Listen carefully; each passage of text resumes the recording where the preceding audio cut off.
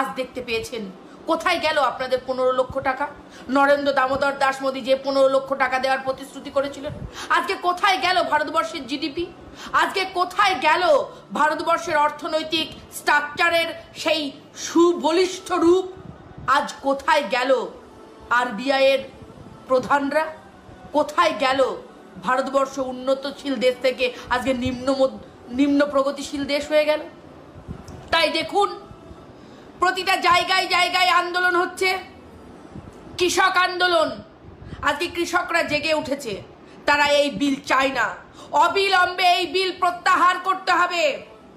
কৃষকদের এমএসপি দিতে হবে, কৃষকদের জন্য আলাদা কোট করতে হবে, যাতে কৃষকরা নিজের দাবি, নিজের কথা সেই কোর্টে গিয়ে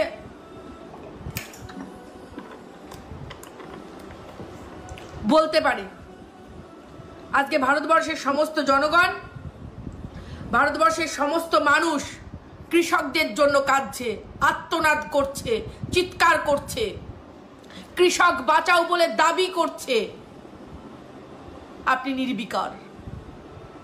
আপনি ড্রেস দেখে নাকি বুঝে যান ভারতবর্ষের মানুষ কোন ধর্মে ধর্মিত।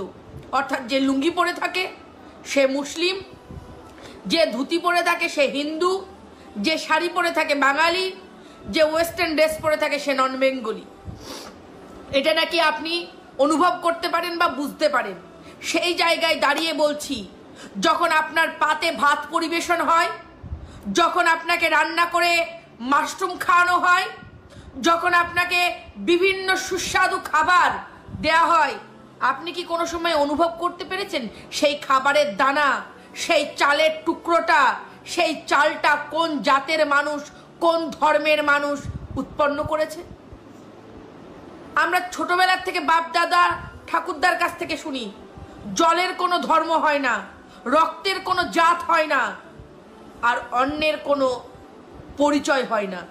আর আজকে সেই অন্ন উৎপাদনকারী মানুষরা, আজকে যারা অন্ন উৎপাদন করছে, সেই মানুষরা বিপদে রয়েছে। নমস্কার, আমি টিনা ভৌমিক সাহা, নদিয়া জেলা পরিষদ সদস্য। মনে আছে সেই জমিদারি প্রথা? মনে আছে সেই জমিদারদের ভাগ চাষিদের ভাগে জমি করতে দেওয়ার কথা? মনে আছে দাদু ঠাম্মাদের কাছে গল্প শোনা, টিভির পর্দায় দেখা ইতিহাসের বর্ণনা দিয়ে বিভিন্ন রকমের সিনেমা? তাতে দেখতাম বা দেখেছিলাম ভাগচাষি অর্থাৎ যারা জমিদারের জমিতে ফসল ফলায় বা নিজের জমিতেও ফসল ফলিয়ে জমিদারকে কর দিতে হয়, জমিদারকে ফসলের ভাগ দিতে হয় বা ফসল জমিদার কেড়ে নিয়ে যায়। আজকে ভারতবর্ষের পরিস্থিতি এই কৃষি বিলের মাধ্যমে পুনরায় আবার পুনরাবৃত্তি হচ্ছে ইতিহাসের। আমরা ভেবেছিলাম ভারতবর্ষ স্বাধীনতার পর থেকে 1947 সাল আজ 2020 যেভাবে প্রগতিশীল দেশে নিজেকে চিহ্নিত করেছিল, নিজের আইডেন্টিটি তৈরি করেছিল, আমাদের নরেন্দ্র দামোদর দাস মোদী ফেকু সরকারের হাত ধরে ভারত ততটাই নিম্ন প্রগতিশীল দেশ হলো। আজ এই করোনা আবহের সময়ে, আজ এই করোনার আক্রমণের হাত থেকে মানুষ যখন নিজের প্রাণ বাঁচাতে ব্যস্ত, তখন নরেন্দ্র দামোদর দাস মোদী কল্পনা করছেন, ভাবছেন, চিন্তা করছেন কিভাবে তিনি ভারতবর্ষের উন্নয়ন ঘটাবেন। ভালো কথা, অত্যন্ত আনন্দের কথা যে ভারতবর্ষের প্রধানমন্ত্রী অন্ততপক্ষে ভারতবর্ষের মানুষের উন্নয়ন করানোর কথা ভাবছেন। কিন্তু আমরা কি দেখছি? ভারতবর্ষের জনগণ কি দেখছে? ভারতবর্ষের কথা বলে বলে, জনসাধারণের কথা বলে বলে শুধু জনবিরোধী আইন, জনবিরোধী কানুন আমাদের মাথার উপরে চাপিয়ে দেওয়া হচ্ছে। একদিক থেকে এই করোনার সময়ে অপরিকল্পিত লকডাউন টানলেন, তিনি রাম মন্দির প্রতিষ্ঠা করলেন, তিনি আবার কৃষি বিল নিয়ে আসলেন।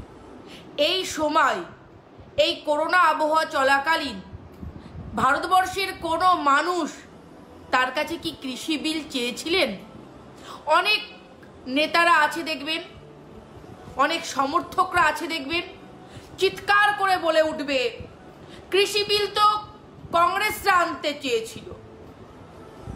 মেনে নিলাম, কংগ্রেসরা আনতে চেয়েছিল। কংগ্রেসকে কি কেউ বলেছিল যে এই কৃষি বিল ভারতবর্ষের বুকে নিয়ে আসা হোক? এই কৃষি বিলের বিরোধিতা দীর্ঘদিন হয়ে আসছে, আর নরেন্দ্র দামোদর দাস মোদী এই কৃষি বিল ভারতবর্ষের বুকে প্রতিষ্ঠা করালেন। কেউ কিন্তু বলেনি এই সময়ে কৃষি বিল চালু করার কথা। তিনি কৃষি বিল চালু করলেন। এগ্রিকালচার ডিপার্টমেন্টের নিষেধাজ্ঞা থাকাকালীনও তাদের সঙ্গে কোনো আলাপ আলোচনা ছাড়াই তিনি ভারতবর্ষের বুকে কৃষি বিল নিয়ে আসলেন। তাদের যে সমর্থক, অর্থাৎ বিজেপি পার্টির যে সমর্থক আরএসএস, সেই আরএসএসেরাও, তাদের সংগঠনেরাও এই কৃষি বিলের বিরোধিতা করছে, নরেন্দ্র দামোদর দাস মোদীর বিরোধিতা করছে। তার কারণ এই কৃষি বিল যেটা ভারতবর্ষের বুকে নরেন্দ্র দামোদর দাস মোদী নিয়ে এসেছে তা সম্পূর্ণভাবে কৃষক বিরোধী। আমি কয়েকটা কথা এই কৃষক বিল নিয়ে আপনাদের সামনে তুলে ধরব। পার্লামেন্ট আছে আমাদের, পার্লামেন্টে ডিবেট করা হয়, পার্লামেন্টে সাংবিধানিক আলোচনা করা হয়, তর্ক বিতর্ক করা হয়। এটা ভারতবর্ষের রাজনীতিতে একটা অধিকার বা সংস্কৃতি বলতে গেলে চলে। নরেন্দ্র দামোদর দাস মোদী নিজে এই কথা পার্লামেন্টে দাঁড়িয়ে জনসমক্ষে বক্তব্য দেওয়ার সময় বারংবার ভারতবর্ষের মানুষকে বলেছেন, শুনিয়েছেন। কিন্তু যখন কৃষি বিল নিয়ে আসার জন্য পার্লামেন্টে আলোচনা করতে চাইলেন, তাদের সংখ্যাগরিষ্ঠতা থাকার জন্য পার্লামেন্টের বিরোধীদের গলা টিপে দেওয়া হলো।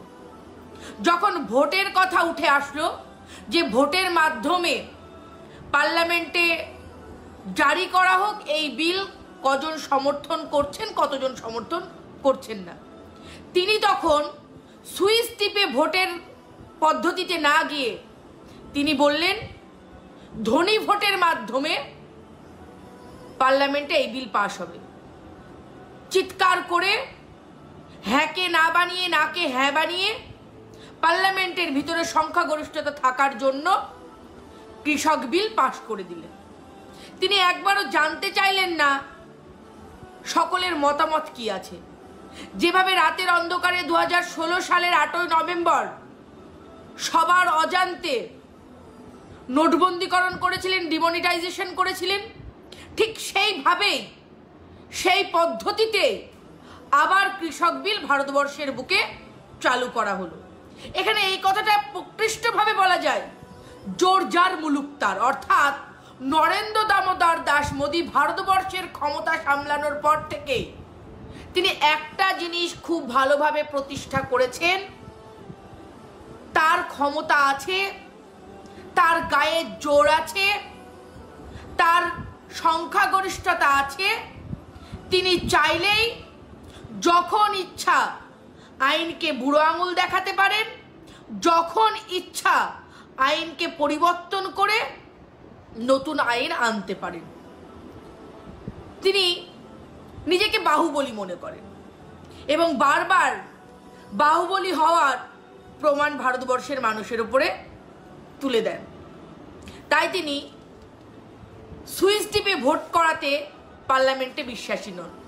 তিনি চিৎকারের মাধ্যমে ভারতবর্ষের সমস্ত মানুষের ভাগ্য, যারা খেটে খাওয়া মেহনতি মানুষ, গরিব মানুষ, কৃষক শ্রেণীর মানুষ, তাদের ভাগ্য নির্ধারণ করে দিলেন। অর্থাৎ আমার গলার জোর আছে, আমি জোর করে বলবো, সেটাই মেনে নিতে হবে। এটাই নরেন্দ্র দামোদর দাস মোদীর প্রধান বক্তব্য। তিনি আসলেন, তিনি পার্লামেন্টে এসে হাতে তালি দিলেন, হাতে তালি দিয়ে বা বা করে চিৎকার করে বললেন, আজ পর্যন্ত কৃষকদের জন্য এত উদার কেউ হননি। কৃষক বিল নিয়ে নরেন্দ্র দামোদর দাস মোদীর সরকার যা করেছেন, আগামী দিনে কৃষকদের ভাগ্য পরিবর্তন হতে চলেছে।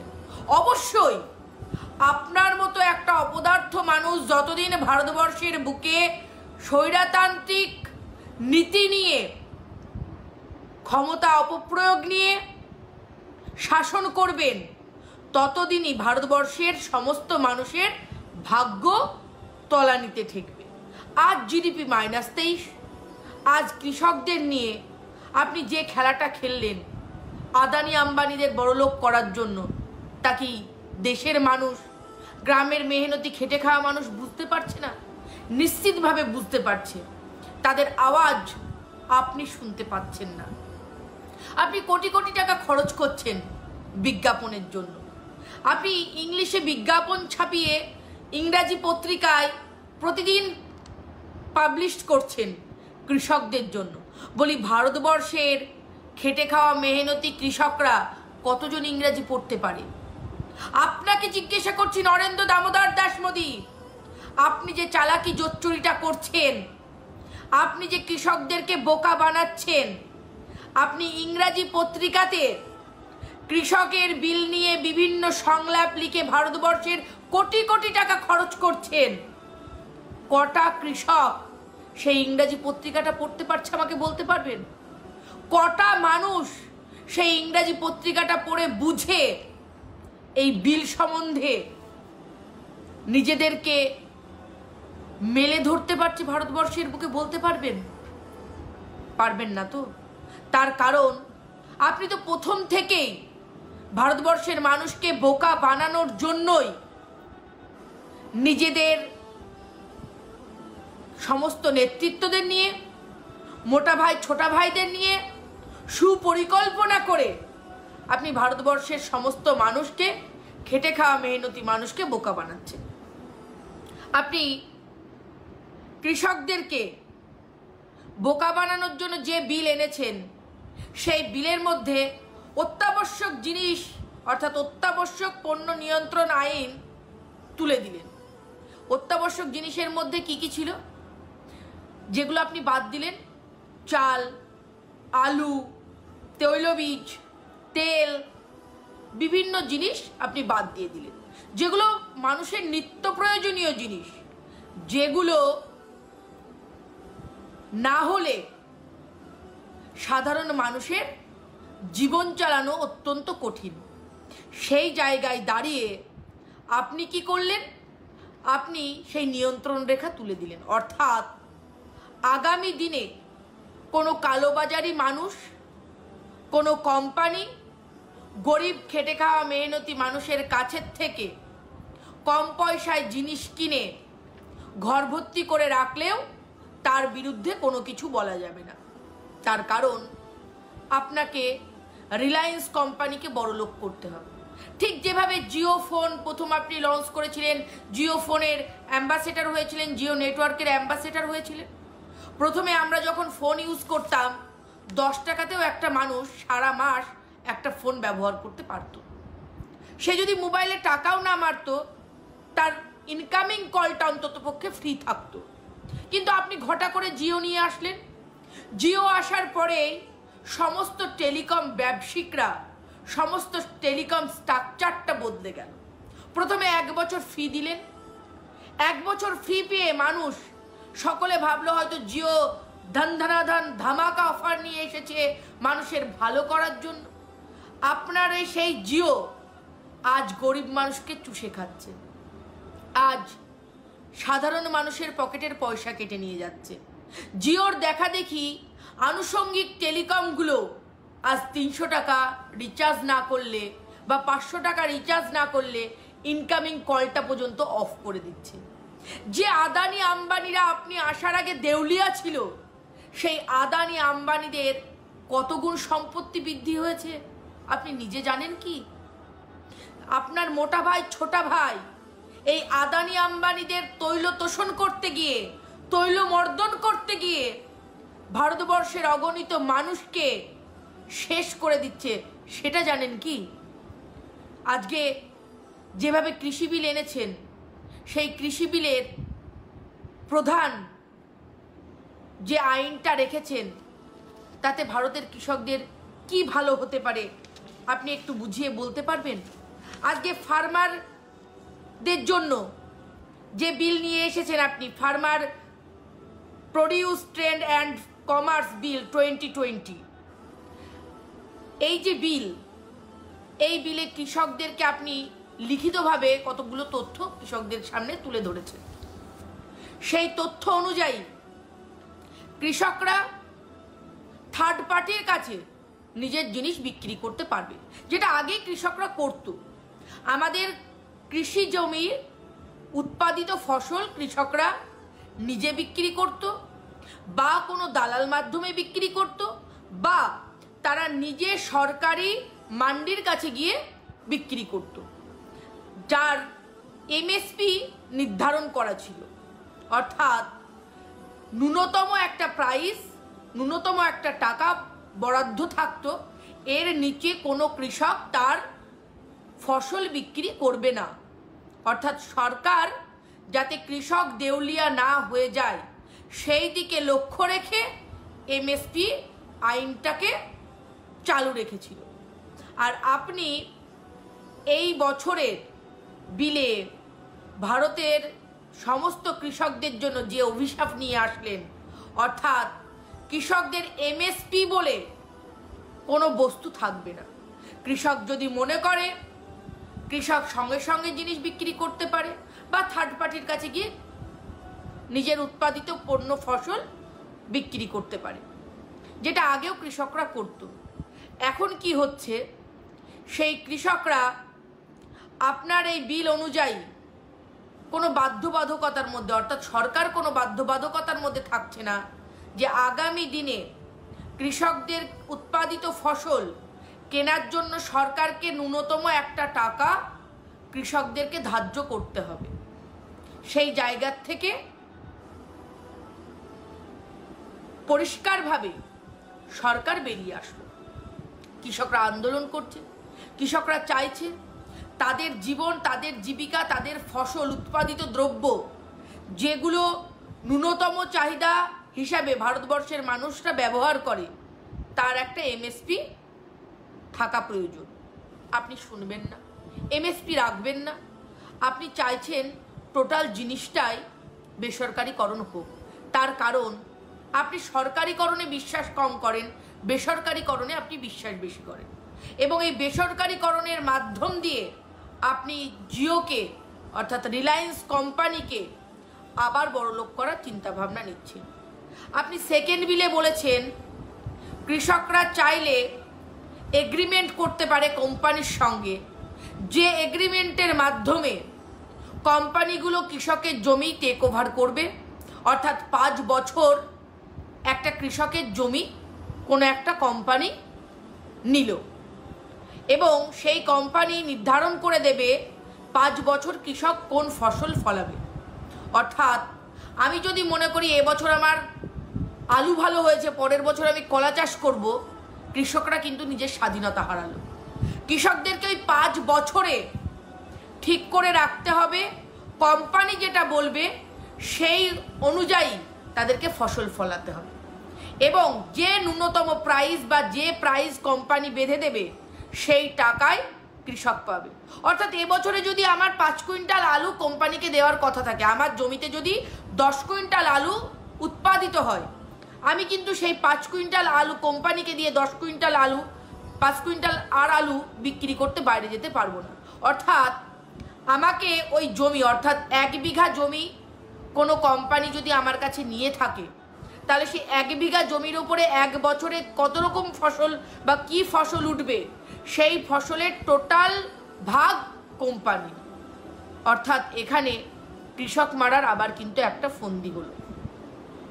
যখনই বেসরকারিকরণ বা বেসরকারি কোম্পানিগুলো যেখানে যেখানে ঢুকেছে, সরকারের নিয়ন্ত্রণ সেখানে সেখানে শেষ হয়েছে। কেননা প্রত্যেকটা কোম্পানির একটা নির্দিষ্ট স্ট্র্যাটেজি থাকে। স্ট্র্যাটেজিটা কি? প্রথমে যখন তারা ব্যবসা করতে আসে, প্রথম বছর লস করলেও তাদের গায়ে বাঁধে না, দ্বিতীয় বছরে লস করলেও তাদের কোনো গায়ে বাঁধে না, তৃতীয় বছর তারা লসটাকে রিকভারি করার চেষ্টা করে এবং চতুর্থ বছর বা পঞ্চম বছর থেকে তারা কিন্তু বেনিফিট নিয়ে আসার একদম মুখ্যম রাস্তাগুলোকে খুঁজে বার করে নেয় এবং তারা বেনিফিট করে।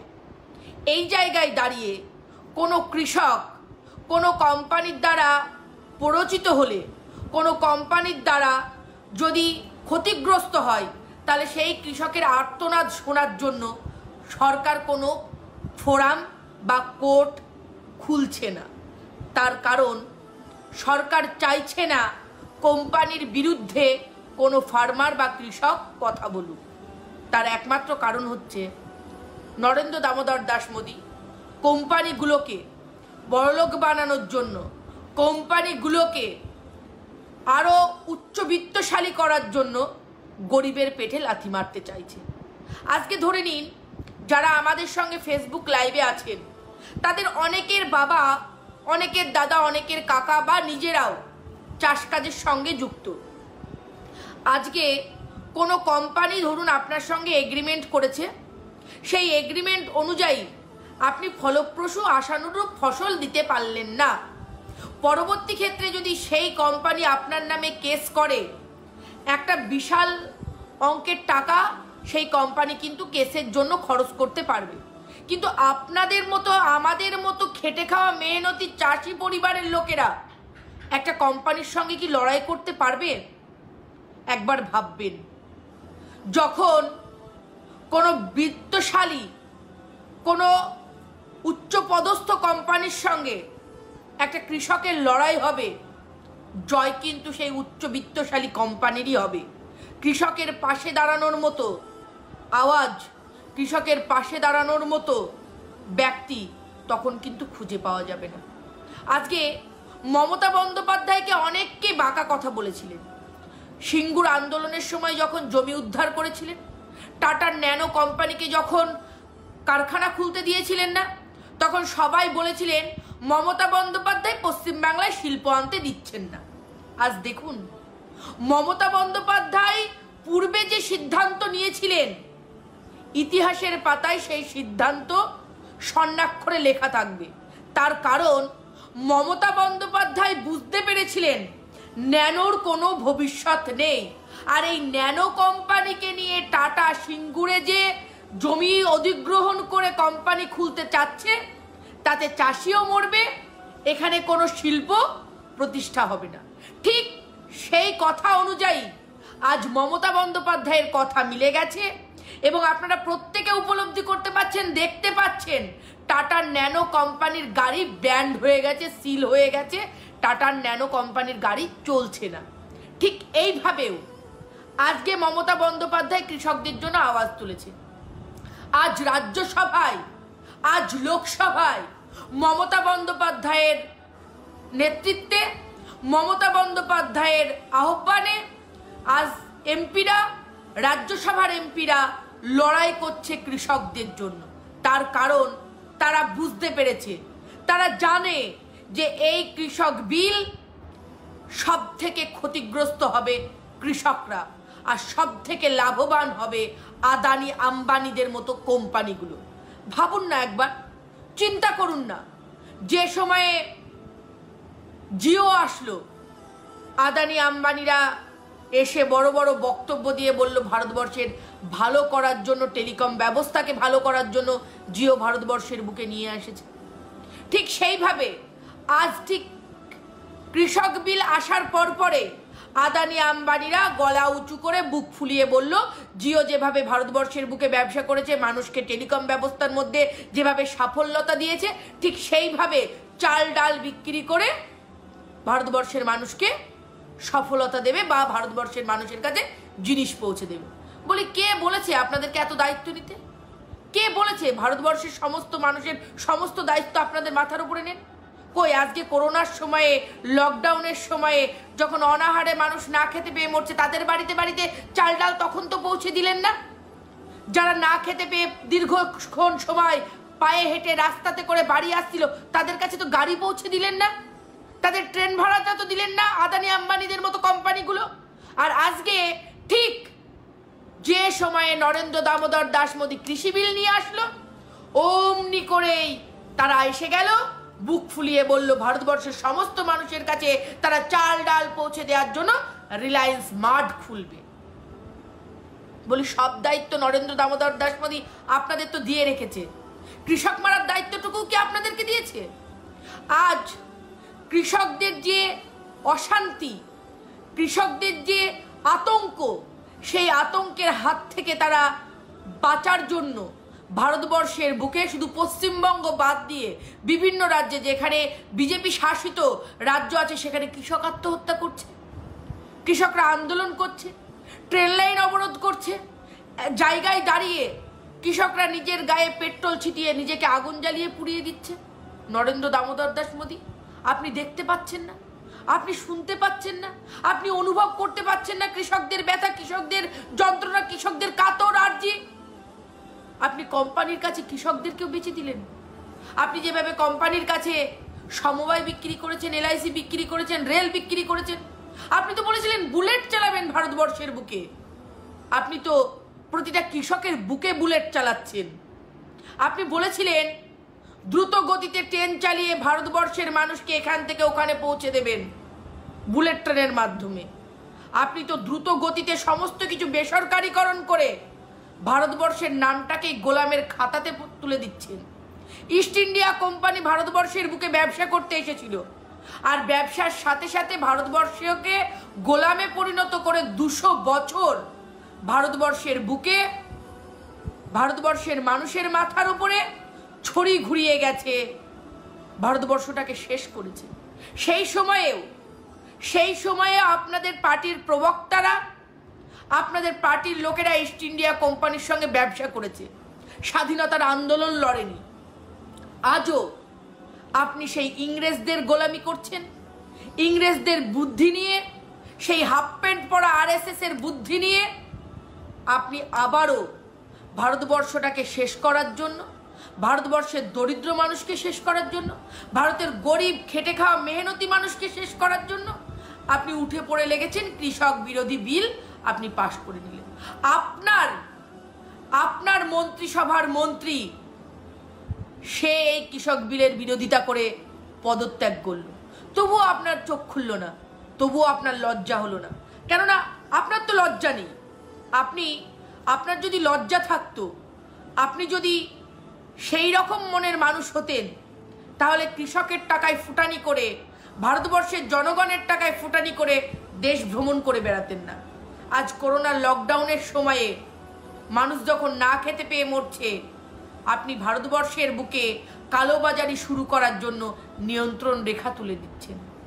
আজকে মমতা বন্দ্যোপাধ্যায়কে দেখুন, যেখানে মমতা বন্দ্যোপাধ্যায় ফ্রি রেশন, চাল থেকে শুরু করে, ডাল থেকে শুরু করে, আটা থেকে শুরু করে প্রতিটা মানুষের ঘরে ঘরে ন্যায্য মূল্যে রেশনের দোকানের মাধ্যমে ফ্রিতে রেশন পৌঁছে দিচ্ছে, আর আপনি কোম্পানিগুলিকে লিখিতভাবে জানিয়ে দিচ্ছেন তোমরা এবার কালোবাজারি করো, তোমরা 5 টাকার আলু 10 টাকায় বিক্রি করো, তোমরা 20 টাকার চাল 30 টাকায় বিক্রি করো, তোমরা বেশি বেশি করে স্টক করো।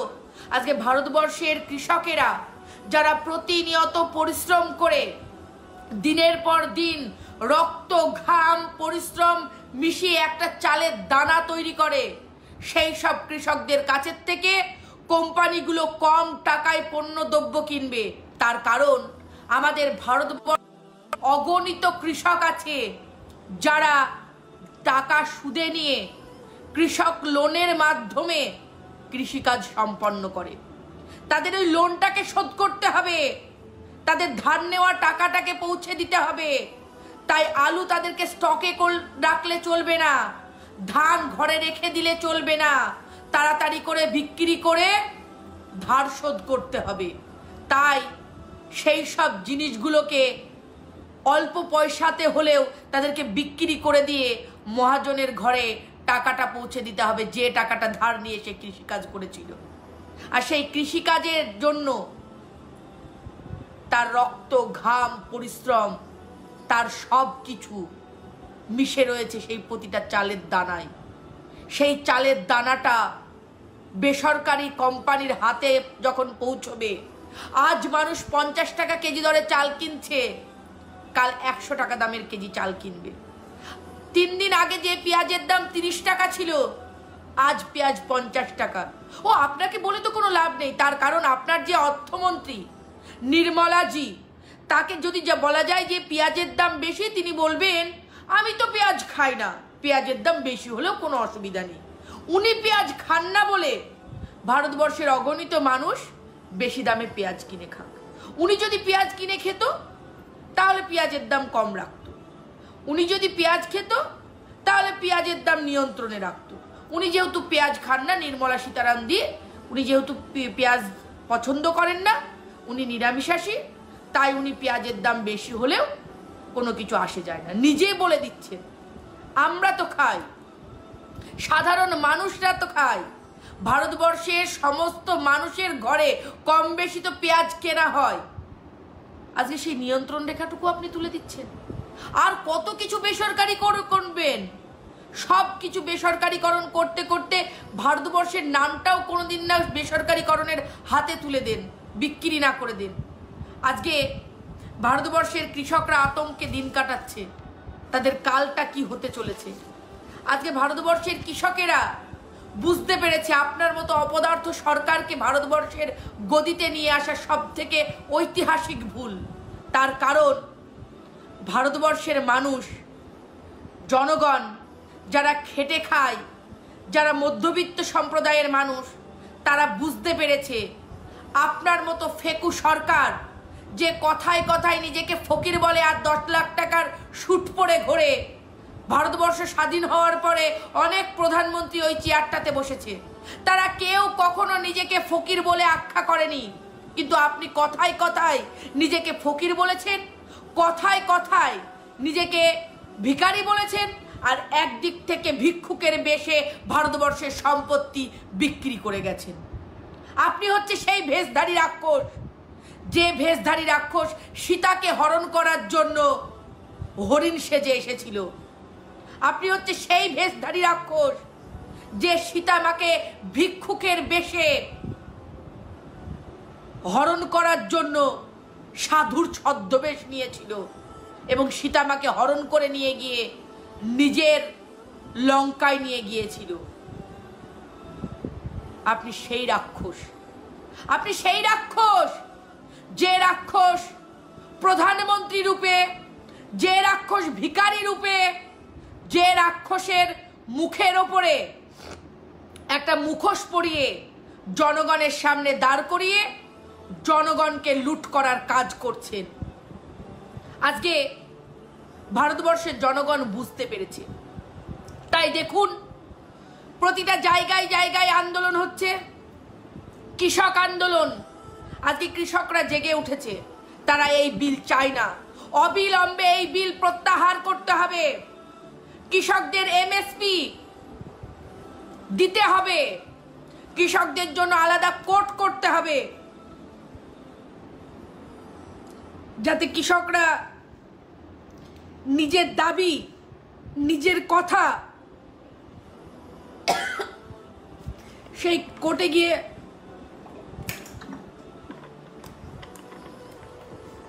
বলতে পারে। আজকে ভারতবর্ষের সমস্ত জনগণ, ভারতবর্ষের সমস্ত মানুষ কৃষকদের জন্য কাঁদছে, আর্তনাদ করছে, চিৎকার করছে, কৃষক বাঁচাও বলে দাবি করছে। আপনি নির্বিকার, আপনি ড্রেস দেখে নাকি বুঝে যান ভারতবর্ষের মানুষ কোন ধর্মে ধর্মিত। অর্থাৎ যে লুঙ্গি পরে থাকে সে মুসলিম, যে ধুতি পরে থাকে সে হিন্দু, যে শাড়ি পরে থাকে বাঙালি, যে ওয়েস্টার্ন ড্রেস পরে থাকে সে নন বেঙ্গলি। এটা নাকি আপনি অনুভব করতে পারেন বা বুঝতে পারেন।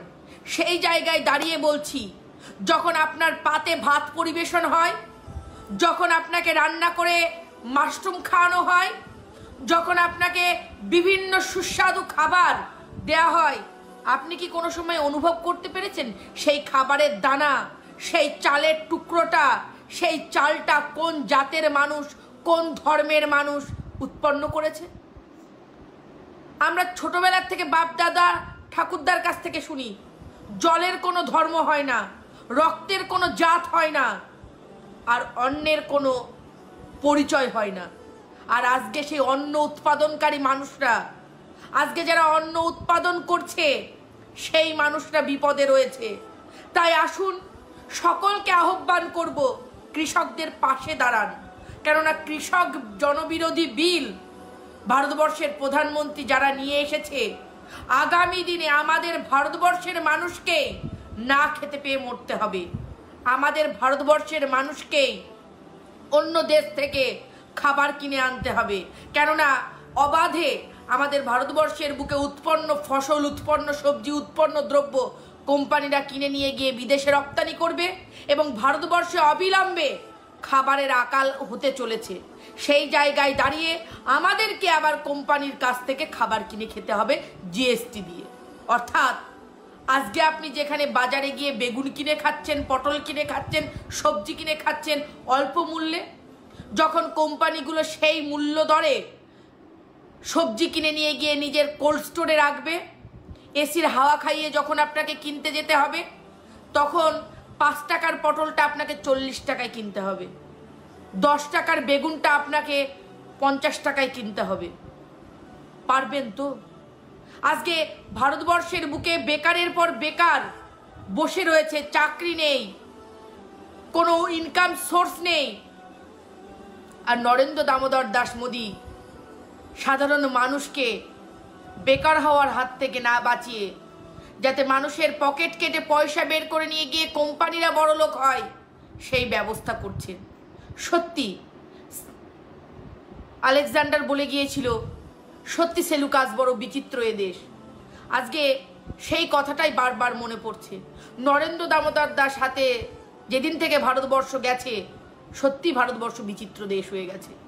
আজকে দিকে দিকে শুধু রাহাজানি, দিকে দিকে শুধু সন্ত্রাস, দিকে দিকে শুধু ধর্মে ধর্মে গন্ডগোল। আর সেই ধর্মে ধর্মে গন্ডগোলের হাতে হাত শেখে রাজনীতি করে সেই আগুন চারিদিকে ছড়িয়ে ভোটে জেতাই হচ্ছে নরেন্দ্র দামোদর দাস মোদীর আসল কাজ। তাতে কৃষক মরে মরুক। আমি প্রথম থেকে একটা কথা বারবার আপনাদেরকে বলেছি, এই ভারতবর্ষের সরকারের কাছে, এই ভারতবর্ষের অপদার্থ কেন্দ্রীয় সরকারের কাছে আমাদের সংখ্যাটা শুধুমাত্র একটা সংখ্যা। অর্থাৎ ভারতবর্ষের সমস্ত নাগরিক, তাদের কাছে একটা শুধু সংখ্যা মাত্র। যদি একটা দুটো কমেও যায় তাতেও কোনো অসুবিধা নেই। আজকে করোনার সময়ে 90,000-এর অধিক মানুষ মারা গেলেন।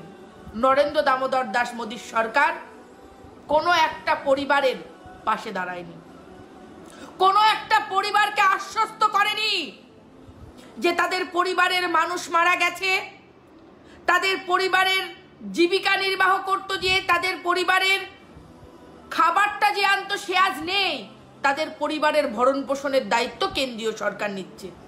কোনো বারের জন্য নরেন্দ্র দামোদর দাস মোদী এই কথা বললেন না। নোটবন্দির সময়ে যখন মানুষ মারা গিয়েছিলেন তাদের পরিবারের দায়িত্ব নেয়নি। করোনার সময়েও মানুষ মারা গেল 90,000-এর বেশি, তাদের পাশে দাঁড়ালেন না কেন্দ্রীয় সরকার। অথচ এই কেন্দ্রীয় সরকার এই করোনাকে ভারতবর্ষের বুকে ডেকে নিয়ে আসলেন। এই কেন্দ্রীয় সরকার পিসি চন্দ্রের মতো ম্যাজিক দেখানোর মতো করে আপনাদেরকে থালা বাজাতে বলেছিলেন, তালি দিতে বলেছিলেন, প্রদীপ জ্বালাতে বলেছিলেন। কোথায় গেল? করোনা কি পালিয়েছে? করোনা কি মিটে গেছে? আমেরিকাকে ছাপিয়ে, ফ্রান্সকে ছাপিয়ে, ইতালিকে ছাপিয়ে প্রতিদিনের পর দিন করোনা রোগীর সংখ্যা ভারতবর্ষের বুকে বৃদ্ধি পাচ্ছে। তাহলে নরেন্দ্র দামোদর দাস মোদী যে বুজলুকিগুলো করলো, নরেন্দ্র দামোদর দাস মোদী ভারতবর্ষের অগণিত মানুষকে যেভাবে বোকা বানালো, জবাব দেবে না?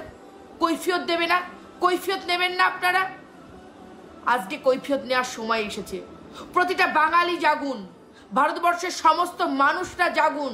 তার কারণ আজকে যদি আমরা আন্দোলন না করি, আজকে যদি আমরা পথে নেমে কৃষকের পাশে না দাঁড়াই, তাহলে আগামী দিন জানবেন আপনাদের ভাতের হাঁড়িটাই আখাতে উঠবে না।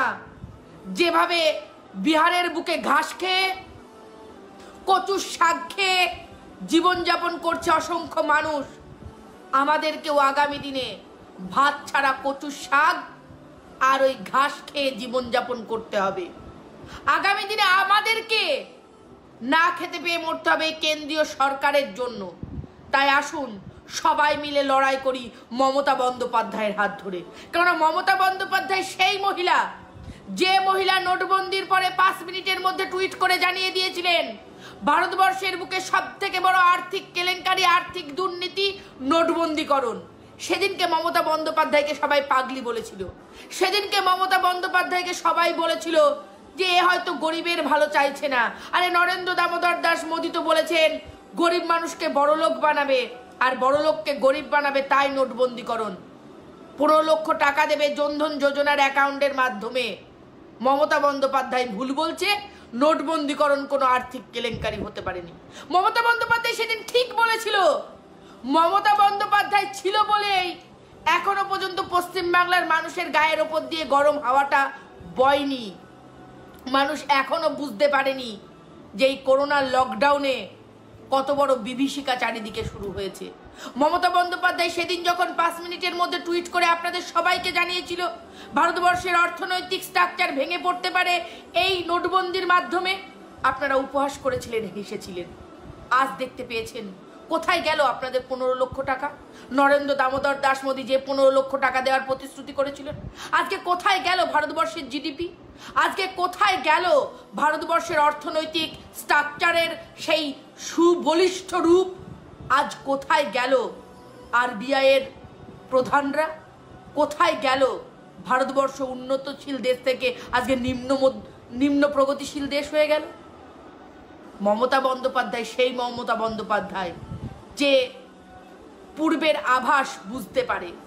আজ মমতা বন্দ্যোপাধ্যায়ের নেতৃত্বে বিরোধীরা আন্দোলন করছে, বিজেপি বিরোধী আন্দোলন, কেন্দ্রীয় সরকারের বিরোধী আন্দোলন। মমতা বন্দ্যোপাধ্যায়ের চটির আওয়াজে বিরোধীরা ভয় পাচ্ছে, বিজেপি ভয় পাচ্ছে। আজ দিল্লি তথা সমস্ত জায়গায় মমতা বন্দ্যোপাধ্যায়ের নেতৃত্বে কৃষক আন্দোলন হচ্ছে। আজকে কৃষকরা রেল লাইন অবরোধ করছে। আজ কৃষকরা জায়গায় জায়গায় দাঁড়িয়ে কেন্দ্রের প্রতি বঞ্চনা দেখিয়ে, কেন্দ্রের যে বঞ্চনা নীতি তার বিরুদ্ধে সরব হয়ে লড়াই করছে। আমরা সকলে মিলে মমতা বন্দ্যোপাধ্যায়ের হাত ধরে, মমতা বন্দ্যোপাধ্যায়ের আদর্শে আদর্শিত হয়ে কৃষকদের পাশে দাঁড়িয়ে এই লড়াই লড়ব, যাতে যে জনবিরোধী বিল কেন্দ্রীয় সরকার ভারতবর্ষের বুকে নিয়ে এসেছে সেই কৃষির বিল ইমিডিয়েট কেন্দ্রীয় সরকার যাতে প্রত্যাহার করে নেয়, যাতে ন্যায্য মূল্যে মানুষ খাবার পায়, কোনো কালো বাজারি যাতে না হয়, তার জন্য মমতা বন্দ্যোপাধ্যায়ের উপরে আস্থা রেখে, মমতা বন্দ্যোপাধ্যায়ের উপরে বিশ্বাস রেখে আপনাদেরকে লড়াই করতে হবে, এগিয়ে যেতে হবে, যাতে কৃষক বেঁচে থাকে, ভারতবর্ষের সমস্ত মানুষ বেঁচে থাকে, ভারতবর্ষের সমস্ত জনগণ রক্ষা পায় এই কেন্দ্রীয় তুগলুকি সরকারের বিরুদ্ধে।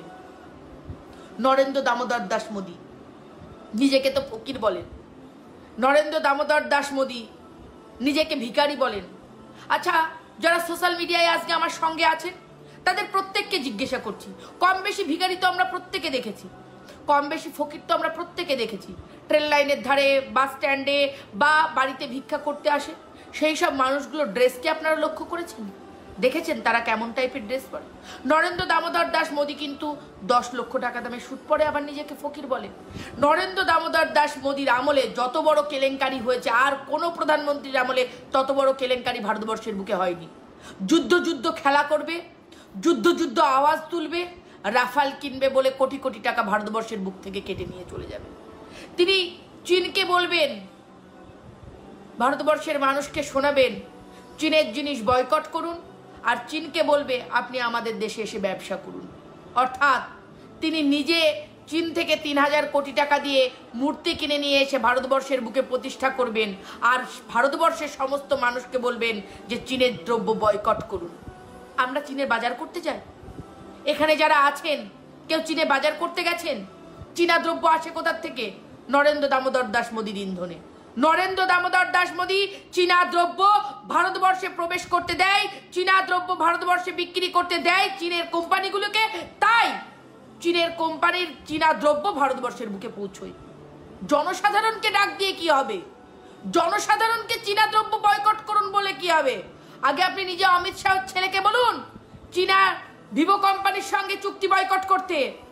আগে আপনি নিজে বল্লভভাই প্যাটেলের মূর্তিটাকে চীনে গিয়ে ঘুরিয়ে দিয়ে আসুন, যেটা 3000 কোটি টাকা খরচ করে ভারতবর্ষের বুকে নিয়ে আসলেন। আজকে মূর্তি কি কাজে লাগছে? করোনার সময় হাসপাতাল দরকার ছিল, কটা হাসপাতাল তৈরি করেছেন? করোনার সময় করোনা রোগীর জন্য বেড দরকার ছিল, কটা বেড বানিয়েছেন? করোনার সময় লকডাউনের সময় সমস্ত ট্রেনের টিকিট ফ্রি করার দরকার ছিল, কোনো টিকিট ফ্রি করেছেন? করেননি। আজকে বাংলার বুকে যে সমস্ত পরিযায়ী শ্রমিক ছিল, কই তারা তো পালিয়ে গেল না বাংলার থেকে? তারা তো কোনো সময় বাংলার থেকে পালাতে গিয়ে প্রাণে মারা গেল না?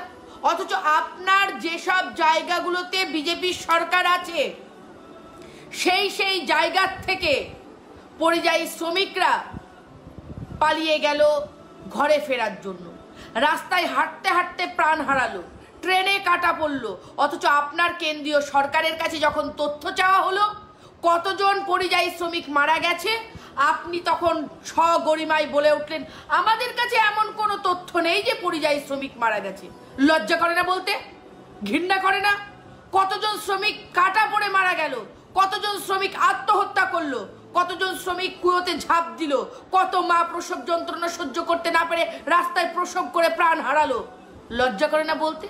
যে আপনি যখন বললেন যে কোনো তথ্য প্রমাণ আপনার কাছে নেই, অপদার্থ কেন্দ্রীয় সরকার যে নিজের শ্রমিকের তথ্য প্রমাণ রাখতে জানে না, যে কতজন মারা গেছে তার তথ্য সঠিকভাবে রাখতে জানে না, কতজন পরিযায়ী শ্রমিক দেশ ছেড়ে বিদেশে কাজ করতে গিয়ে প্রাণ হারালো তার তথ্য রাখতে জানে না, সে চালাবে সরকার? আমরা তো বারবার একটা কথা বলি যে নিজের সংসার করতে পারেনি, নিজের বইয়ের দায়িত্ব নিতে পারেনি, যে নিজের সংসারকে কোনোদিন দেখেনি, যে মায়ের দায়িত্ব নেয়নি, সে সরকার চালিয়ে দেশের লোকের দায়িত্ব নেবে? এটা হতে পারে? হতে পারে না। তাই আজকে ভারতবর্ষের লোক বিপন্নে। আজকে আমাদের ভারতবর্ষের ঐতিহ্য রেল আপনি বিক্রি করে দিলেন, বুলেট চালাবো বলে রেলই বিক্রি করে দিলেন, আজকে LIC বিক্রি করে দিলেন, আজকে পাঞ্জাব ন্যাশনাল ব্যাংককে সমস্ত ব্যাংকগুলোকে বিক্রি করে দিলেন। পাঞ্জাব ন্যাশনাল ব্যাংকে যে আর্থিক কেলেঙ্কারি হলো সেই আর্থিক কেলেঙ্কারিকে আপনি ঝামাচাপা দিয়ে দিলেন।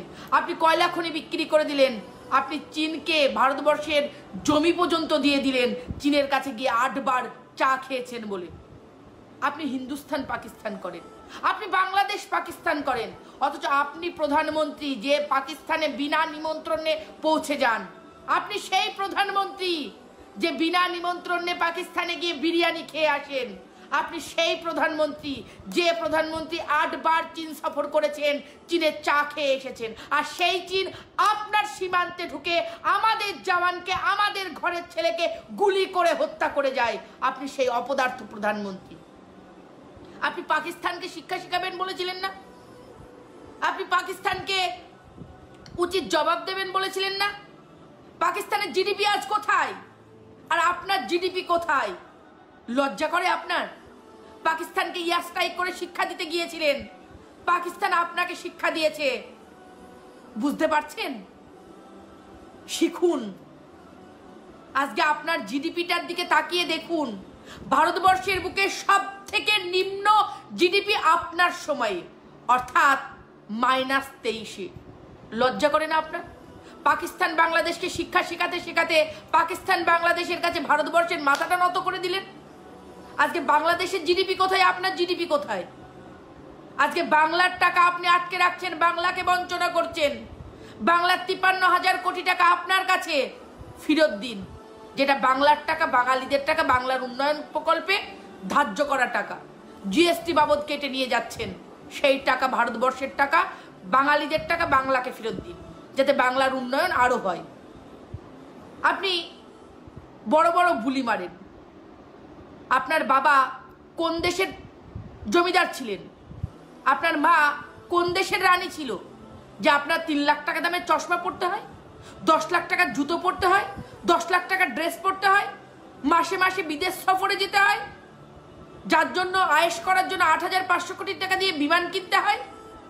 জমিদারের বেটা দেশের মানুষের টাকা নষ্ট করে, গরিব মানুষের টাকা মেরে খেয়ে নিজের আয়েশ ফুর্তি করেন। লজ্জা করেন না? কৃষকের পেটে লাথি মারা বন্ধ করুন। কৃষক জেগেছে, আর কৃষকই পারে, কৃষকের পরিবার পারে যে কোনো সময় যে কোনো সরকারকে উল্টে দিতে। আগামী দিনে আপনার ঘটি উল্টানোর জন্য তৈরি হন, তার কারণ কৃষক জেগেছে। ঠিক বাংলায় বামেদেরকে যেভাবে জব্দ করেছিল কৃষকরা, ঠিক আপনাকে কেন্দ্রেতে জব্দ করবে সেই কৃষকরা। আজকে কৃষক বিরোধী যে বিল আপনি ভারতবর্ষের বুকে নিয়ে এসেছেন, সেই কৃষক বিরোধী বিল অবিলম্বে হয় প্রত্যাখ্যান করবেন, না হলে এই কৃষকরা আপনাকে কড়াই গন্ডায় সুদে আসলে বুঝিয়ে দেবে কৃষকদের পেটে লাথি মারার জ্বালা, কৃষকদের পেটে লাথি মারার অপরাধটা কতখানি। তাই সকলে ভালো থাকবেন, সুস্থ থাকবেন এবং বাংলা তথা ভারতবর্ষের সমস্ত মানুষ কৃষকদের পাশে থাকবেন। কৃষক বিরোধী যে বিল এসেছে সেই বিলের বিরোধিতা করে প্রত্যেকটা নাগরিক, প্রত্যেকটা জনগণ অন্ধ ভক্তদের কানের নিচে সপাটে বাজিয়ে কৃষকদের পাশে থেকে আন্দোলন করুন, যাতে আগামী দিনে ভারতবর্ষের মানুষ হিসেবে আমরা বেঁচে থাকতে পারি। আগামী দিনে ভারতবর্ষের সমস্ত জনগণ এই কৃষকদের নিয়ে শান্তিতে বসবাস করতে পারে। জয় হিন্দ, বন্দে মাতরম, তৃণমূল কংগ্রেস জিন্দাবাদ, মমতা বন্দ্যোপাধ্যায় জিন্দাবাদ। জয় হিন্দ, জয় বাংলা।